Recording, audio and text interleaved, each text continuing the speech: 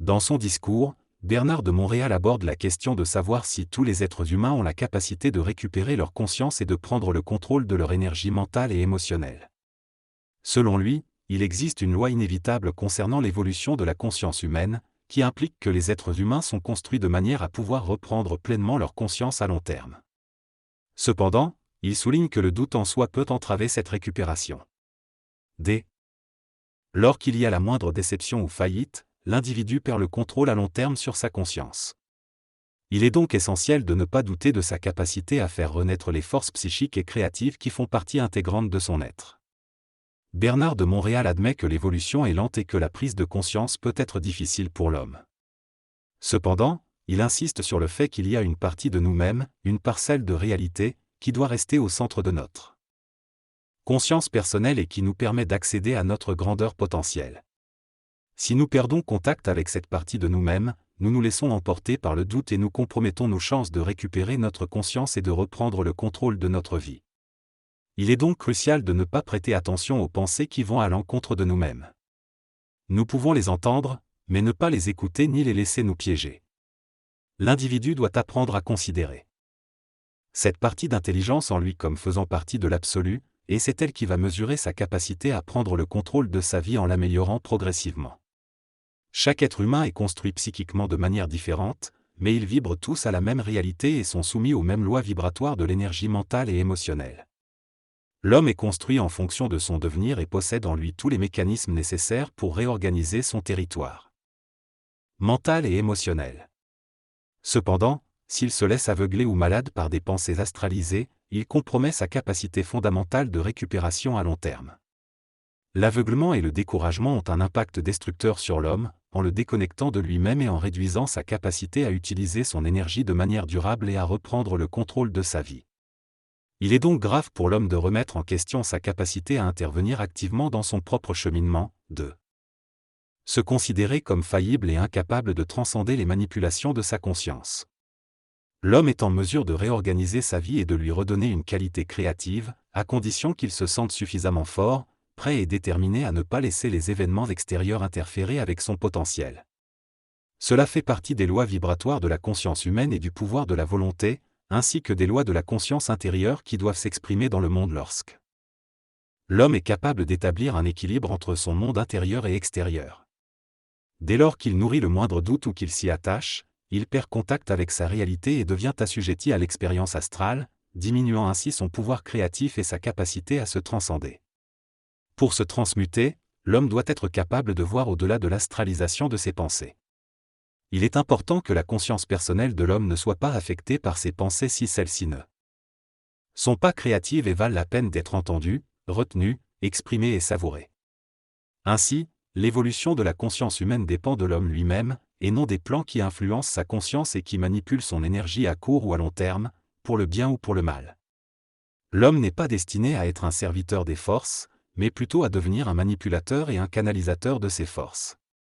Cependant, avant d'en arriver là, l'homme doit se défaire de son inclinaison émotionnelle et mentale à servir ses forces. Cela se fait progressivement lorsque l'homme réalise que l'état dans lequel il se trouve ne correspond pas à l'état qu'il souhaite atteindre, et qu'il doit prendre des mesures pour remettre de l'ordre dans sa vie et faciliter sa capacité à vivre de manière créative de manière de plus en plus permanente. Tous les hommes ont la possibilité de reprendre le contrôle de leur énergie et de leur conscience, mais tous ne pourront pas le faire dans cette vie-ci en raison d'une volonté trop faible. Il y a une différence importante entre vouloir vivre et décider de vivre.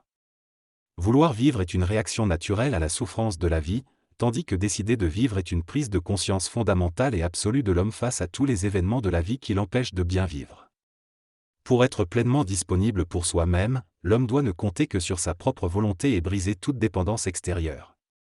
La transmutation de la conscience et l'évolution vers une conscience supramentale sont basées sur une évolution de la vie et non sur de simples principes philosophiques. L'homme en évolution constitue la mesure du succès humain de l'avenir. Cette mesure repose sur la présence mentale de l'homme face aux événements quotidiens. Il est crucial de ne pas laisser le doute s'installer dans notre conscience, car il peut empêcher la réalisation de notre potentiel créatif. Chacun de nous doit prendre conscience de sa capacité à se suffire à lui-même et à partager avec les autres. Si le doute finit par envahir notre esprit, nous risquons de perdre notre énergie et de ne pas atteindre une conscience égale à celle de l'homme créatif. Il est essentiel de donner à notre vie une signification profonde basée sur la transmutation intégrale de notre énergie mentale et émotionnelle. Si nous perdons contact avec cette certitude, nous serons facilement terrorisés, diminués et ralentis dans notre processus d'intégration et de normalisation de notre vie. Pour cela, nous devons normaliser notre vie en l'alignant avec notre conscience, plutôt que de vivre selon les exigences extérieures qui abrutissent notre conscience. Nous sommes des êtres intégraux qui doivent dominer notre vie et trouver des réponses à nos questions. Pour bénéficier de notre potentiel créatif et de notre réalité transcendante, nous ne devons pas douter de notre capacité à élever le niveau vibratoire de notre conscience, car cela nous permettra de changer les conditions de notre vie. C'est par les événements de notre vie que nous perfectionnerons notre conscience et non l'inverse.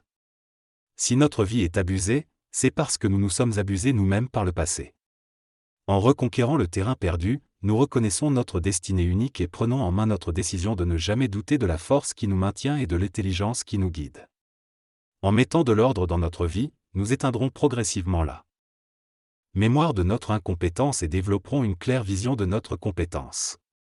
Pour être compétents et égal à nous-mêmes dans la vie, nous devons constamment surveiller et corriger notre manière d'aborder les événements. Il est crucial de ne pas fermer les yeux, mais de converser constamment avec les événements qui se manifestent dans notre monde moderne. L'homme doit suivre certaines lois de la vie pour devenir un maître de lui-même. Il doit devenir professionnel et être capable de juger instantanément de la qualité des événements qui suscitent en lui des émotions ou des souffrances. Pour cela, il doit être en mesure de contrôler sa vie au lieu de se laisser modeler par elle. Cependant, la vie ne se laisse pas facilement éliminer et l'homme doit aligner son mental, ses émotions et son intelligence créative pour s'affranchir du mysticisme et de la fausse sérénité. Chaque jour, l'homme doit prendre le contrôle de son existence, sans le moindre doute, pour affirmer sa conscience créative et sa prépondérance sur la vie. Sinon, il risque de se laisser submerger par les événements et finir par perdre contact avec lui-même, jusqu'à tomber dans la maladie et la mort. Pour corriger sa vie, l'homme doit utiliser sa souffrance comme mesure absolue et prendre des décisions éclairées pour accéder à une sérénité durable. La souffrance est le signal qu'il faut changer, modifier ou altérer quelque chose dans sa vie. Ainsi, en se servant de sa souffrance, l'homme peut devenir conscient et sensible, et atteindre la sérénité perpétuelle. L'être humain est destiné à devenir intelligent grâce aux expériences de la vie. La souffrance disparaîtra et il pourra corriger ses erreurs avant même de souffrir. La conscience supramentale sera dominante sur le plan matériel. L'homme conscient sera lucide et se servira de la souffrance de manière créative pour corriger rapidement ce qui la cause.